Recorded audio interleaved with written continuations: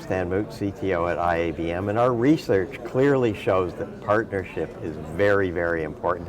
And I happen to have Ray here from Avid.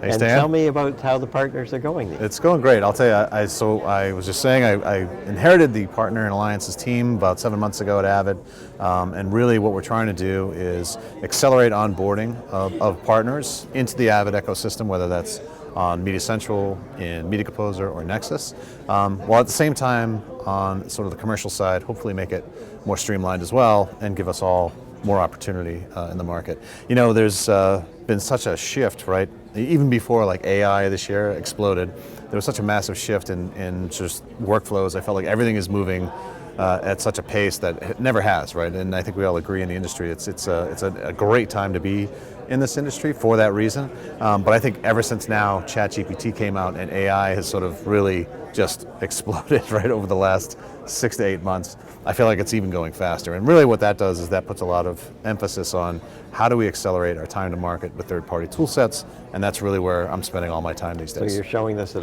IBC? Yeah, we have a lot of cool AI-oriented tools that we've shown. We have an AI assistant that it's a tech preview in both the Avid booth and the Microsoft booth. Mm-hmm. The assistant basically helps you do things in either Media Composer, Media Central, or Pro Tools.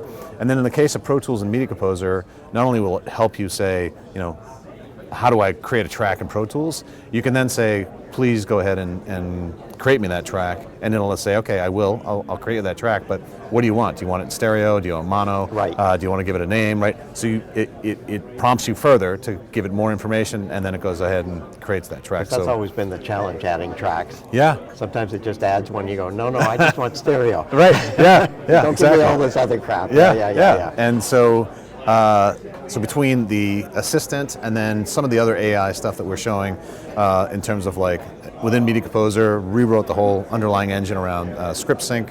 So that's debuted here at the show. And then, you know, you're going to see a similar thing for Media Central with phonetic search and things like that. So it's really starting to permeate throughout the applications, giving you tangible things that you can leverage that is AI and machine learning that really help, you know, speed up tasks. And so let's just talk about Media Composer for a minute. Obviously that's tied right into the Avid ecosystem, but what about other partners or competitors, or call it what you want? Yeah, so, you know, we're in the age of co-opetition, always have been really in this space. But yeah, you can run other applications certainly within the Avid ecosystem, whether that's edit on demand, which at NAB we actually announced the Works with On Demand program.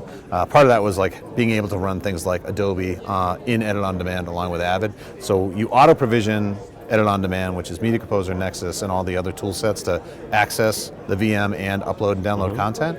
But now you can actually run third-party tool sets like Storage DNA or Adobe or, you know, you name it, Signient, to basically augment and customize the workflow a little bit more, which was one of the big requests for customers. And then just in Nexus in general, you can run a variety of different third-party tool sets. We qualify, you know, all the different NLEs. We qualify all the different sort of effects tool sets, all to leverage the greatness that is Nexus, right? For performance, scalability, and so all that stuff runs very seamlessly on that platform. So can people write their own apps for Media Composer? Well, I'm glad you asked. So we announced at the show the Panel SDK. Panel SDK in Media Composer allows third parties to develop basically an HTML5 window that runs inside of Media Composer that allows you to augment workflows. So we can, for example, at the show we're showing Moxion, Autodesk Moxion, which is dailies, that allow you to basically do dailies workflows right within Media Composer, which is a really great marriage between what we bring to the table and what Moxion does right on a regular basis. So we're very excited about that one. Same thing with X2X, very similar workflow. They also do dailies. We're showing that in the booth. And then Dixon, which makes a logging tool, which can be used, of course, for news and sports logging, but it also can import data feeds from multiple different sources, while at the same time enabling those workflows. And you can even do things like reality TV, scripted television. So it's a very cool workflow. And having a logger inside of Media Composer is pretty exciting. And this is just the beginning. I mean, we really just launched the Panel SDK. I anticipate between now and NAB we'll have a significant amount of third-party tools available for users to take advantage of, which really extend the workflows that are possible with Media Composer, which is critical. And we believe that that's going to really help not only solidify Media Composer within the industry, but also help us drive things either further down market. It's really neat, you know, people can do that and have the third-party stuff in, because you can't do it all yourself. No, you can't. And even now more than ever, right? It's just going so fast, which was part of what I was talking about. Is just you have to be nimble, you have to accelerate time to market, and this is a great way to do it. And I'll tell you, the excitement that people have about the fact that we're offering this is overwhelming. So it's great, and we're already engaged with probably 40, 50 companies already and talking about it. So it's exciting. We're no longer a closed industry. No, finally, right? Finally we got there.